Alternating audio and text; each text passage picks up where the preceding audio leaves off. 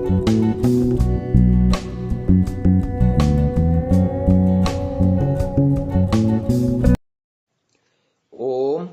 नमस्ते जी। 46वीं श्रव्यकणिका ऋग्वेदादि भाष्य भूमिका।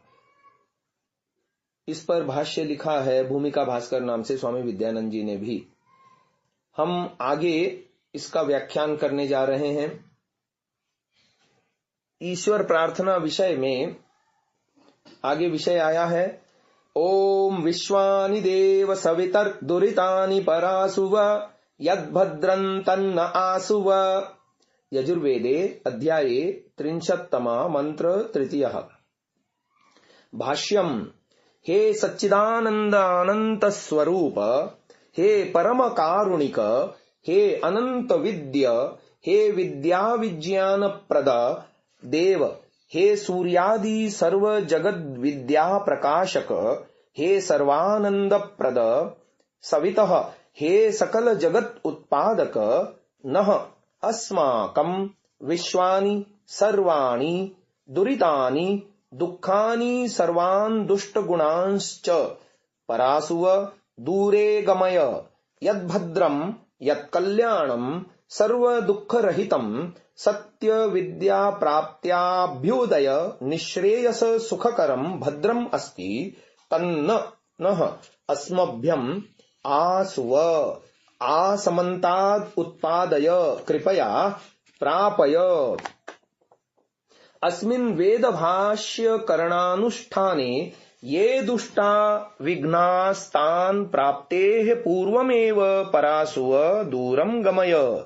यच्च शरीर बुद्धि सहाय कौशल सत्य विद्या प्रकाशादि भद्रमस्ति तत् स्वकृपा कटाक्षेण हे परब्रह्मन् नोऽस्मभ्यं प्रापय।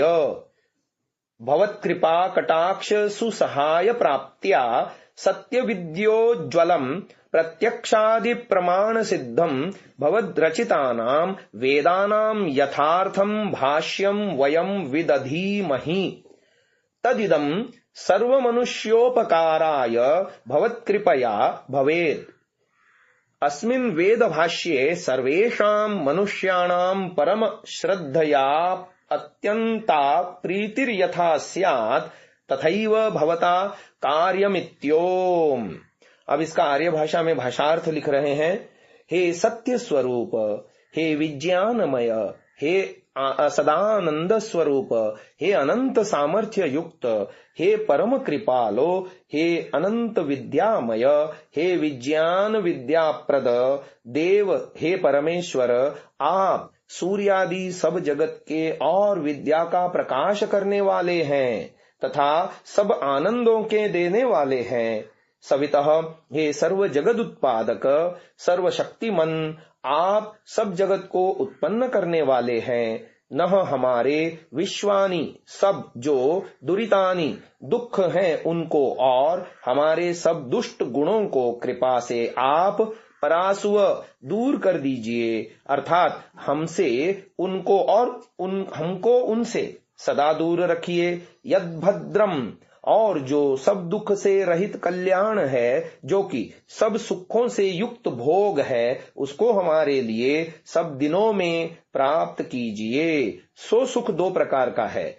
एक जो सत्य विद्या की प्राप्ति से अभ्युदय अर्थात चक्रवर्ती राज्य, इष्ट मित्र, धन, पुत्र, स्त्री और शरीर से अत्यंत उत्तम सुख का होना, और दूसरा जो निःश्रेयस सुख है कि जो जिसको मोक्ष कहते हैं और जिसमें ये दोनों सुख होते हैं उसी को भद्र कहते हैं।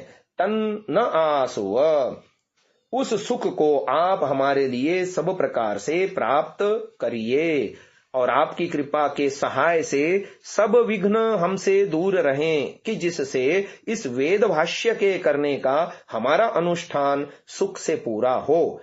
इस अनुष्ठान में हमारे शरीर में आरोग्य, बुद्धि, सज्जनों का सहाय, चतुरता और सत्य विद्या का प्रकाश सदा बढ़ता रहे। इस भद्र स्वरूप सुख को आपकी सामर्थ्य से ही हमको दीजिए, जिस कृपा के सामर्थ्य से हम लोग सत्य विद्या से युक्त हो, जो आपके बनाए वेद हैं उनके यथार्थ अर्थ से युक्त भाष्य का सुख से विधान करें। सो यह वेद भाष्य आपकी कृपा से संपूर्ण हो के सब मनुष्यों का सदा उपकार करने वाला हो और आप अंतर्यामी की प्रेरणा से सब मनुष्यों का इस वेद भाष्य में श्रद्धा सहित अत्यंत उत्साह हो, जिससे वेद भाष्य करने में जो हम लोगों का प्रयत्न है सो यथावत सिद्धि को प्राप्त हो।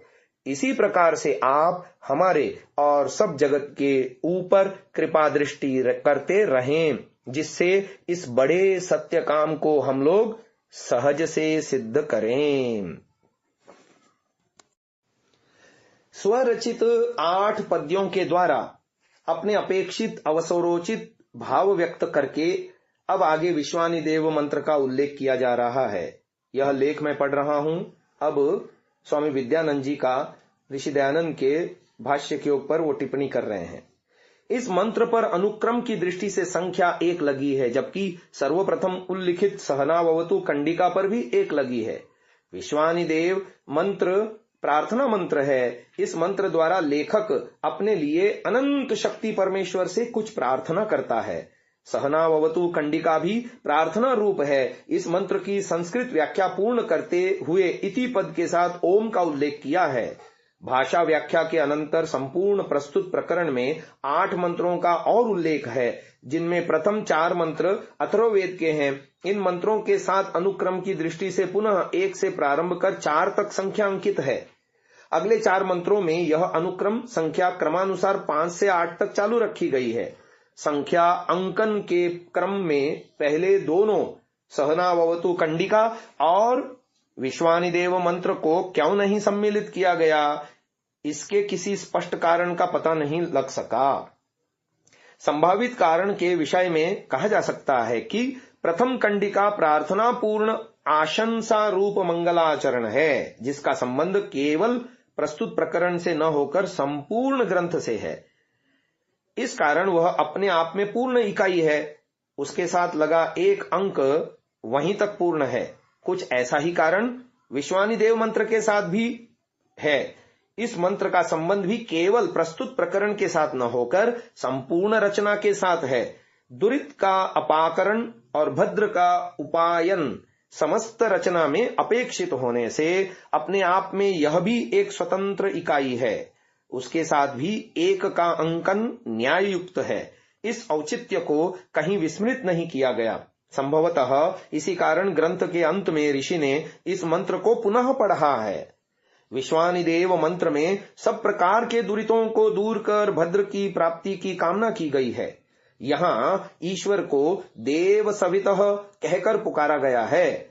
सविता सवित्री का संबंध परासुव और आसुव दोनों से है, क्योंकि ये तीनों शब्द एक ही धातु शु प्रेरणे से निष्पन्न हैं। ऋग्वेद के 5वें मंडल के 82वें सूक्त में 9 मंत्र हैं। इन सबका देवता सविता है और हर मंत्र में सविता के साथ शु धातु के किसी न किसी रूप का प्रयोग हुआ है। इससे ज्ञात होता है कि सविता और उससे संबंधित परासुव और आसुव विशेष अर्थों के सूचक हैं। देवो वह सविता प्रार्पयतु श्रेष्ठतमाय कर्मणे इत्यादि श्रुति वचन हमें शुभ कर्मानुष्ठान के लिए प्रेरित करते हैं। परमेश्वर दुरितों के निराकरण और भद्र की प्राप्ति के लिए प्रेरणा कर शक्ति प्रदान करता है। ईश्वर के प्रेरकत्व पर विश्वास करके प्रार्थयिता उससे शक्ति की याचना करता है। दुरितों से संघर्ष तो स्वयं ही करना होगा, किंतु यह विश्वास कि वह अकेला नहीं है, उसके सिर पर कोई है जो उसे लड़खड़ाता देख आगे बढ़कर थाम लेगा, उसकी शक्ति को कई गुना बढ़ा देगा। ऐसी अवस्था में वह अपने कार्य में बाधक तत्वों से संघर्ष करता हुआ अपने लक्ष्य तक पहुंचने में सफल होगा। इन गतौ धातु से क्त प्रत्यय के साथ दुह उपसर्ग पूर्वक दुरित शब्द बनता है। धात्वर्थ पर दृष्टि डालने से पता चलता है कि किसी कार्य में प्रवृत्त होने पर मार्ग में आने वाली समस्त बाधाएं दुरित कहती हैं। न्याय दर्शन 1:1:21 में दुख का लक्षण करते हुए कहा गया, बाधना लक्षणम दुखम। बाधना यानी पीड़ा ताप, दुख, ये सब शब्द एक अर्थ को कहते हैं। वह अर्थ है प्रतिकूल अनुभूति का होना। ये अनुभूतियां भौतिक पदार्थों तथा सांसारिक प्राणियों के संसर्ग में आने पर होती हैं। दुखों का पूर्ण रूप से अवसान होने की भावना से दुरितानी से पूर्व विश्वानी विशेषण सर्वथा उपयुक्त है। वेद भाष्य द्वारा पाश्चात्य, पौरस्त्य, प्राचीन, अर्वाचीन विद्वानों की सभी प्रकार की भ्रांत धारणाओं को निरस्त कर वेद के यथार्थ स्वरूप से अवगत कराना, वेद में निहित अद्भुत तथा अनंत ज्ञान राशि को, उस पर पड़ी धूलि और गर्द गुबार को झाड़ पहुंच कर संसार के सामने प्रस्तुत करना और इस प्रकार हमारी मस्तिष्क रूपी भूमि पर खड़ी वेदों के प्रति अनास्था और अश्रद्धा की चट्टानों को तोड़ना कोई सरल कार्य नहीं था। परमेश्वर के सहाय के बिना यह अत्यंत दुष्कर था। इसलिए ऋषि ने प्रभु से सब प्रकार की विघ्न बाधाओं को दूर करने की प्रार्थना की। बाधाओं के निश्शेष होने पर भद्र की स्थिति उपपन्न होगी। आज की इस चर्चा को यहीं विराम देते हैं। महानुभावों, इस सात्विक विचारधारा को जन जन तक पहुंचाने के लिए आपसे सहयोग की अपेक्षा है। पहली बार यदि आप इस चैनल पर आए हैं तो हम आपसे निवेदन करते हैं कि इसे सब्सक्राइब अवश्य करें और बेल आइकन को दबाएं, जिससे प्रत्येक वीडियो आपको निश्चिततः मिले। हमने प्रायः देखा है अनेकों महानुभाव वीडियो तो देखते हैं परंतु चैनल को सब्सक्राइब नहीं किया हुआ है, तो हमारा उनसे भी निवेदन है कि इसको अवश्य सब्सक्राइब करें और ये वीडियो अन्य जनों तक भी साझा करें, शेयर करें। अपने बहुमूल्य विचारों से हमें कमेंट द्वारा अवश्य अवगत कराएं। प्रत्येक कमेंट को हम अवश्य ही पढ़ते हैं। ओम।